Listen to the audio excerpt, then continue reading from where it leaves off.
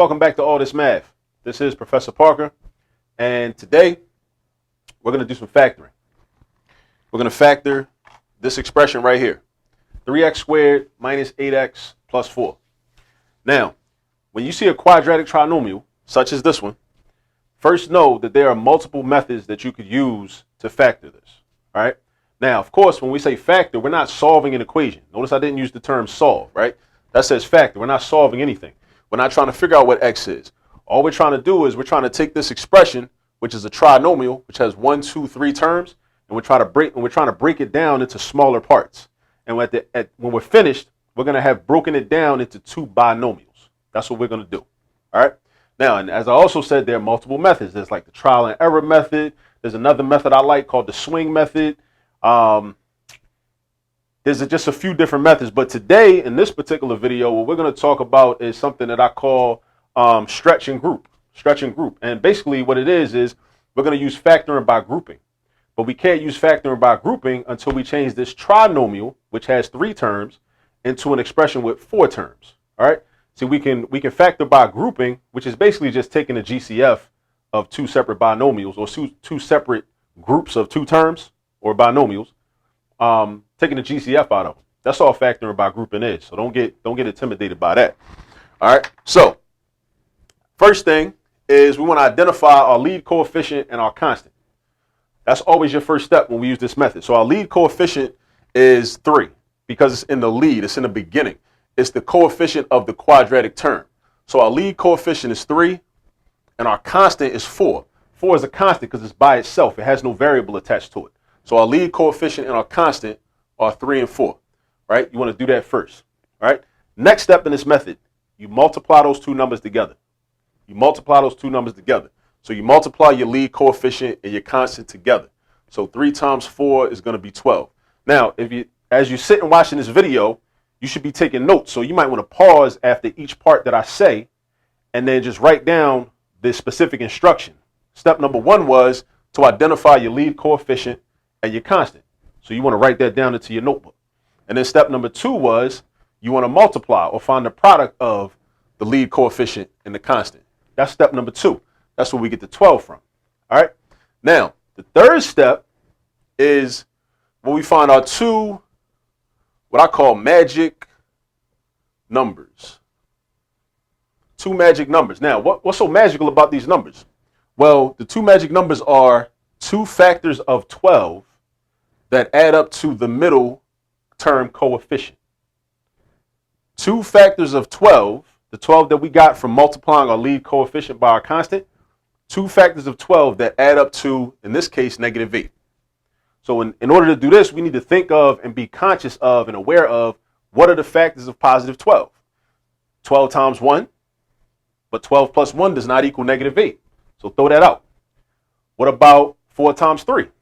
4 times 3 does equal 12. Those are factors. But 4 plus 3 does not equal -8. What about 6 times 2? 6 times 2 is 12, and 6 plus 2 is, wait, no, I was close. 6 plus 2 is +8. +8. But hold up, though. Whenever that happens to you, when you get the right number with the wrong sign, what that tells you is you just got to play with your signs a little bit. So if we know that +6 times +2 equals 12, but that adds up to a +8, doesn't -6 and -2 also give you a product of +12? And isn't -6, let me switch my marker up. Isn't -6 plus -2 equal to -8? It is. So these are our 2 magic numbers, -6 and -2. Now, in order to do that step, you got to be real familiar with the multiplication table. That's why I preach that all the time. Know your multiplication facts. Memorize your multiplication facts. Because off the top of the dome, you should just know the factors of 12. You should just know, oh, 12 times 1, 4 times 3, 6 times 2. Like, you should just know that. You shouldn't have to stop and take a long time to think of that. But if it does take you a long time to think of that, my suggestion to you, study the multiplication table. Not only study it, but find a blank multiplication table template that you can download off my website, allthismath.com, under the printable section, all right? And complete a multiplication table every single day. Just do one a day, all right? Matt, Being excelling at math is like excelling at sports. You got to put the work in. You got to practice on a daily basis, right? That's what's going to separate the winners from the losers. You got to put the work in and you got to practice. Once somebody tells you how to do it, then you got to take that information and run with it and put the practice in on a regular basis. All right. Now, -6 and -2, right? That adds up to -8. Now, this is the part where I can stretch the problem out. I stretch him out, right? From a trinomial into 4 terms. This -8x is going to turn into -6x minus 2x. Basically, we're doing the opposite of combining like terms. We're separating like terms, right? We're doing the opposite of combining like terms. Usually when we simplify an expression, especially when you use the FOIL method, if anybody out there watching this remembers the FOIL method, we combine like terms as one of our last steps when we apply the FOIL method, right? But here, since we're factoring, we're going in the opposite direction. We're trying to uncombine like terms or separate like terms. So now let me rewrite the original expression with 4 terms.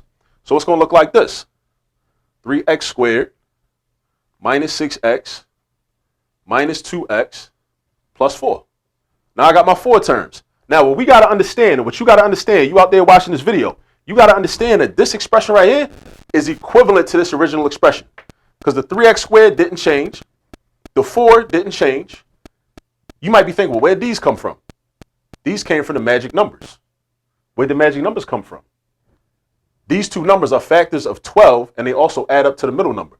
So instead of writing -8x, you could write -6x minus 2x. Because losing $8 is the same thing as losing $6 and then losing $2 right after that. Same thing. Now, I can factor by grouping. Now, when we factor by grouping, we create 2 groups. We put our first 2 terms in a group, 3x squared minus 6x, put them in parentheses like that. Now, when you see this minus sign, I'm still going to put a plus sign in between. This is how I like to do it. Everybody don't do it like this, but I still put a plus sign in between, and I make this -2x plus 4, right? Now I need to know how to find the greatest common factor, or the GCF of an expression. So I got to find the GCF for this binomial, and then I'm going to find the GCF for that binomial, and then I'm going to factor accordingly. So the GCF of 3x squared and -6x is going to be 3x. 3x. Because 3 is the greatest common factor of 3 and 6. And x is the greatest common factor of x and x squared. With variables, you always take the variable with the smaller exponent. And out of 3 and 6, 3 is the biggest number that can divide into 3 and also divide into 6. So 3x is my GCF. So I write it like this, and then I write a set of empty parentheses, right? Now, what goes inside the parentheses? That's what you should be wondering. What goes inside is the quotients when you take the original terms and divide them by the GCF. Again, you take the original terms and divide by the GCF. So 3x squared divided by 3x, and we got to know how to divide algebraic expressions. We got to know a little bit about exponent rules too. 3 divided by 3 gives me 1, so the 3's are gone. X squared divided by x gives me x, or x to the first power. So that's x right there, or 1x. Now, -6x divided by 3x. What's -6 divided by 3? That's -2. What's x divided by x? That's 1. So we got a -2 and a 1. What's -2 times 1? -2. So we write -2. This part is done. This part is done for now. Now we're going to do the same thing over here. Now, I'm going to give you a cheat code. When this lead term right here is negative, when it comes time for you to take the GCF out, instead of taking out the positive value or the positive GCF, pull the negative GCF out. That's a cheat code. When you're factoring by grouping, if this third, 1, 2, 3, this third term is negative, instead of factoring out saying, okay, well, I know the GCF of 2 and 4 is 2, so I'm going to use 2. Instead of using a positive 2, use a -2, because it's going to work out. Because if you don't use a -2, it's not going to work out. You're going to have to switch it up anyway. So I'm giving you the cheat code, right? I'm putting you onto the game. The game is when this third term is negative, you pull out the negative GCF. Don't pull out the positive GCF. All right, so the negative GCF is -2. So you're going to write -2 and then a set of parentheses. Now, question again, what goes inside the parentheses? We figure that out the same way we did, the same way we got x minus 2. We do the original term, -2x, divided by -2. -2 divided by -2 gives me 1. Anytime you divide something by itself, the quotient is always 1. And you're left with an x. So you don't just throw the x away. You put the x in the parentheses. Boom. Then you do the same thing with the 4. You do 4 divided by negative 2, which gives me negative 2. Now, when you factor by grouping effectively, and grouping works for you, what should happen is your binomials should match up. Your binomials should match up. Technically, you're really taking the GCF of each of these two terms again, but the way I like to look at it is, as long as my binomials match up, I write the binomial one time. This is how I write my final answer. I write the binomial one time. Whatever binomial matches up, I write it one time. Then what I do is, I need another binomial. I take these two GCFs and they become friends. They get to know each other because they're going to go into parentheses together. 3x minus 2. And that is my final answer. If I want to check my work, I do this. I multiply it out, and I should get the same thing I started with. X times 3x, 3x squared. X times negative 2, and I'm just using the FOIL method right now. That's all I'm doing. Nothing heavy. I'm just using the FOIL method. X times negative 2, negative 2x. Negative 2 times 3x, minus 6x. When we put these together, don't we get negative 8x? We do. Then last but not least, negative 2 times negative 2 is positive 4. That's that right there. So this is my answer. This is my answer. This is the factored form of 3x squared minus 8x plus 4, right? And as I said before in the beginning of the video, there's a few different methods you could use to factor out a quadratic trinomial, right? It's quadratic because the biggest exponent is a 2. That's why it's called a quadratic. It's a trinomial because it has 1, 2, 3 terms, all right? There are a few different methods. This is one that you might like. You might not like this one that much. You know, you don't have to use this method, but I just want to put this out there to help somebody out that, you know, might have been sitting in class and the teacher tried to teach them one way and they don't really understand that way. You know, this method is mathematically sound, right? It stands up to scrutiny, okay? And it's verifiable. As you can see, we got our final answer. We multiplied it out and we proved that this is the correct answer because we arrived back at where we started. All right. So I hope that's helpful. As usual, please like the video, subscribe to the page if you haven't already.